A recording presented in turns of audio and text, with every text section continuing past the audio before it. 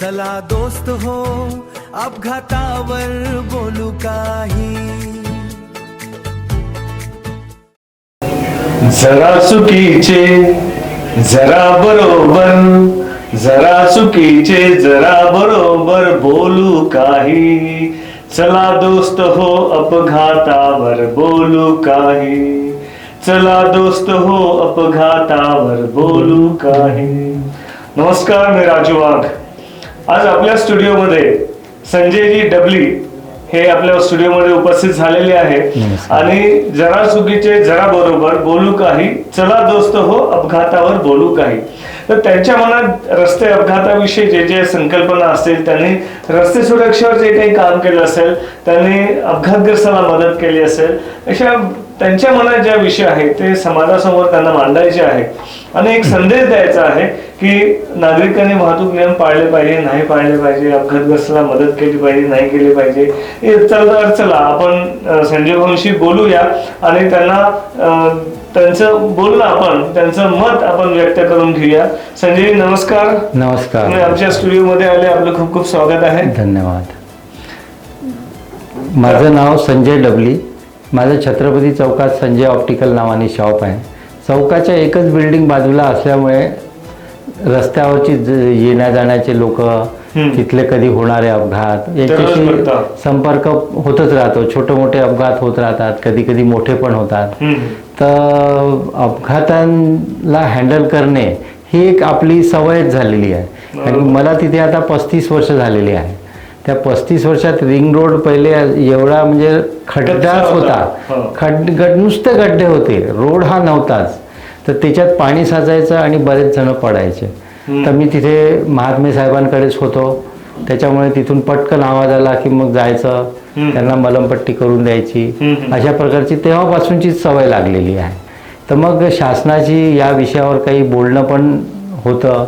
मग ते PWDचे लोक असो, ते रस्ता बांधताना येतात, मग त्यांना आम्ही सांगायचो की साहेब हे असं डायव्हर्शन असं ठेवा, हे डायव्हर्शन तुम्ही रोडच्या बाजूला जे केलेलं आहे त्याच्यात बॅरिकेड्स लावा, म्हणजे लोक मोठ्या गाड्या तिथून पलटवणार नाही. तर तशा सूचना त्यांनी आमच्याकडनं घेतल्या आणि त्या आमच्या सांगण्याप्रमाणे त्यांनी काम पण करून दिले.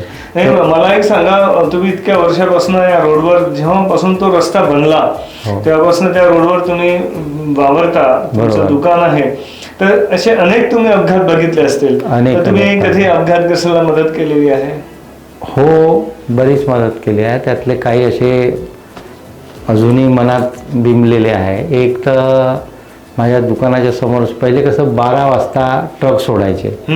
ट्रकची अशी लाईन लागायची की तो ट्रकवाला सुसाट बिलकुल जायचा. बिलकुल जसं 12 वाजले त्यांनी ट्रक चालू केली, लाईनच लाईन. इकडे रेड सिग्नल झाला तरी ते थांबायला तयार नाही.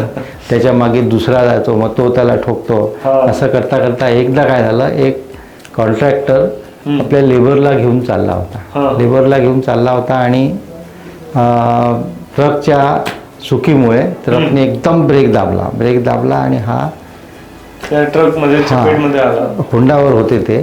तर तो मालक या साईडला पडला आणि त्याचा लेबर होता तो बिलकुल त्याच्या बाजूला आणि एकदम ऑन दी स्पॉट त्याच्या डोक्यावरनच ट्रकचं चाक गेलं. त्याच्यामुळे आणि त्याचा मोबाईल तिथे पडला होता. मग तो मोबाईल, त्याचं पोतं उचललं, त्यात त्याचे इक्विपमेंट्स होते. जसं मला वाटतं तो प्लास्टर वगैरेचं काम करणार, ते सगळे कवचा वगैरे सगळं होतं त्याच्यात. मग तो मोबाईल घेतला मी, मोठ्या जड अंतःकरणाने त्यांच्या बॅगमध्ये टाकून दिला. तो म्हणाला की त्याचा मालक जो होता तो म्हणे मी आता पुढची कारवाई करतो म्हणे.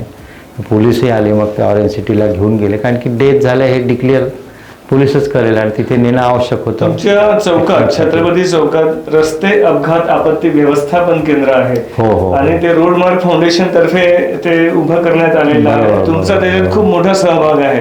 अनेक लोक तिथे जोडलेले आहे.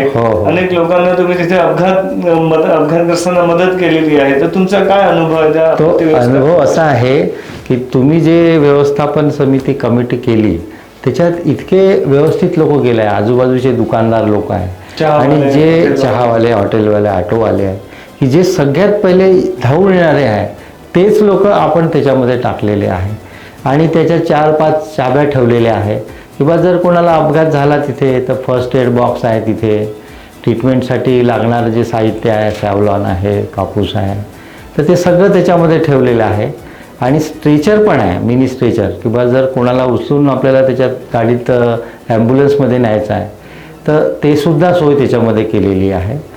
आमचं तर मत आहे की असं कधी वेळच नाही आली पाहिजे ते वापरण्याची आणि तसं होऊनही राहिलेलं आहे. आता अपघात जवळ नाहीच्या बरोबरच झालेले आहे, कारण की सगळ्या लोकांना कसा अपघात होऊ नये याची काळजी घेऊन राहिली आहे.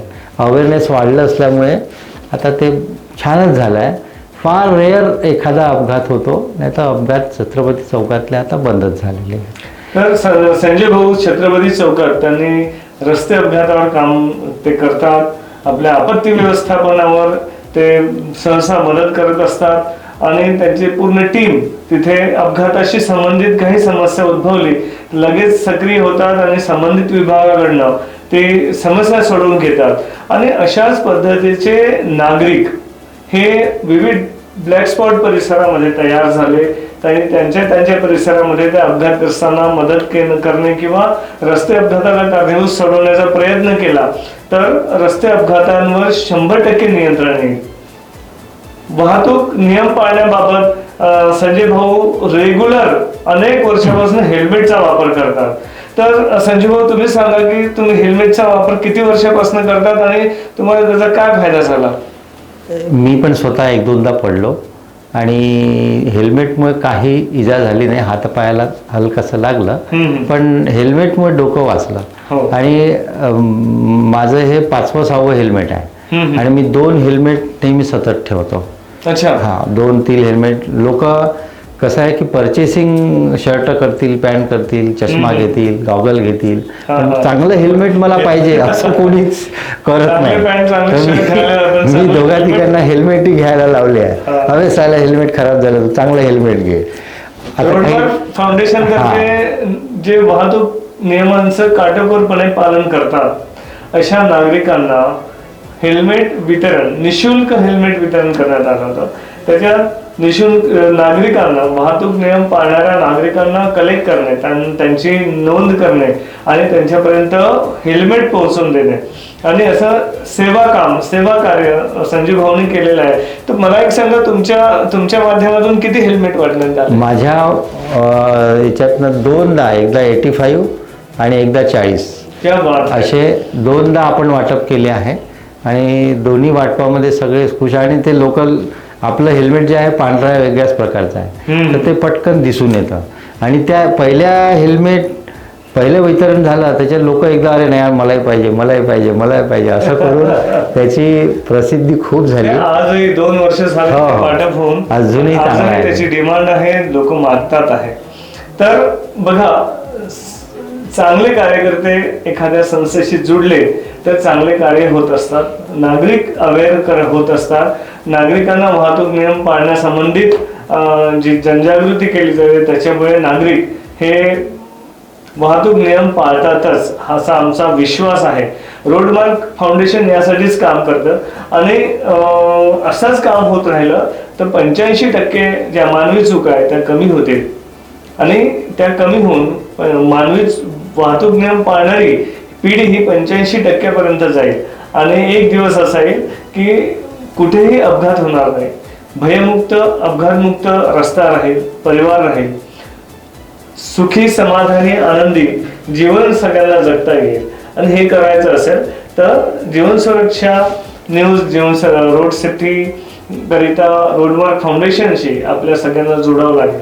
त्यासाठी आपल्याला त्याच्यावर सबस्क्राईब करावं लागेल, लाईक करावं लागेल, आमच्याशी जोडावं लागेल आणि जुडल्यामुळे कम्युनिकेशन होईल आणि वाहतूक नियम पाळणाऱ्यांची संख्येत वाढ होईल. संजीव, मला एक सांगा, तुम्ही रस्ते सुरक्षा संबंधित वाहतूक नियम पाळण्यासाठी नागरिकांना, आपल्या सहकाऱ्यांना, मित्रांना, परिवाराला नाही का आणि आपल्या व्यावसायिकांना, सहकाऱ्यांना काय संदेश देऊ इच्छिता? एक संदेश देण्यालायक एवढा आहे की आपण घरून निघतो तर आपल्या घरी देवाला नमस्कार करून निघतो किंवा तर त्यावेळेला एक असं म्हणायचं की आज माझ्याच्याने कुठलाही अपघात होऊ नये आणि दुसऱ्यामुळे पण माझा अपघात घेऊ नये याची पूर्ण मी काळजी घेईन. एवढी शपथ जर आपण घरून घेऊन निघालो तर आपल्याच्या आणि चुकून जर एखाद्याने आपल्याला काही डॅश मारली तर त्याच्याशी रागाने न बोलता अरे सॉरी होता है इट्स रस्ते पे चलेंगे तो होता है. एवढं जर आपण वाद केला की साले तेरे को समजता नहीं क्या, तेरे को लायसन किसने दिया, तर त्याच्याने काय वाद निर्माण होतात. आणि ज्यांनी आपल्याला ठोस मारली तो काय आपला दुश्मन नसतो, कधीच नसतो, त्याचा उद्देश पण तसा नसतो. तर आपण तेवढं समजून जर आपण त्याला सांगण्याचा उद्देश सांगितलं चांगल्या पद्धतीने तर तो आपला उद्देश सफल होईल, त्यालाही वाटेल नाही यार आपण एक चांगल्या माणसाला इजा केली आहे, आपण असं करू नये. त्याला हे सांगायचं की बा तू पण अशी प्रतिज्ञा कर की माझ्याच्याने आज काही ॲक्सिडेंट होणार नाही. आज नाही केला म्हणजे मग उद्या नाही केला तर मग तशी सवय लागून जाते आपल्याला. तर एवढाच एक संदेश आहे की ॲक्सिडेंट हा चुकीने होतो, त्याला आपली सवय करून घेऊ नका, चांगली सवय करा. ॲक्सिडेंट झाला नाही पाहिजे अशा सवयी घडा. आणि आपल्या नियमित जसं कुठे लिहिलं आहे 40ची स्पीड आहे तर त्याच्या स्पीडमध्ये जायचं. सिग्नल रेड आहे तर कशाला जम्प करायचा, 2 मिनटं थांबून जायचं. उगाचच घाई करून काय फायदा. एवढा संदेश सांगा. वाहतूक नियम पाळायचे असेल तर वाहतूक नियम पाळणे ही जीवनशैली वे ऑफ लाईफ जीवन पद्धती बनवली पाहिजे. संजीव भाऊ तुम्ही आज आमच्या स्टुडिओमध्ये आले. चला दोस्त हो अपघातावर बोलू काही. तर आपण अपघातावर छान माहिती सांगितली, गोष्ट सांगितली, तुम्ही काय करता त्याबाबत सांगितली, अवेअरनेस केला आणि संदेश सुद्धा दिला. त्याबद्दल रोडमार्ग फाउंडेशन आणि जीवन सुरक्षा न्यूज तर्फे आपले खूप खूप धन्यवाद. धन्यवाद. चला दोस्त हो अपघातावर बोलू काही. दुर्घटना मुक्त भारत के लिए आज ही जीवन सुरक्षा न्यूज को लाइक, शेयर और सब्सक्राइब करें.